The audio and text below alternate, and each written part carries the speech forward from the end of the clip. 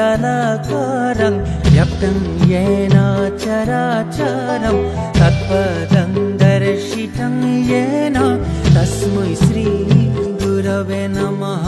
गुरवे नमः।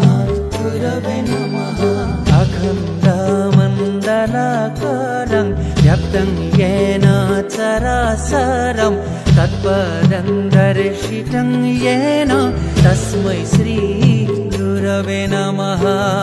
गुरवे नमः।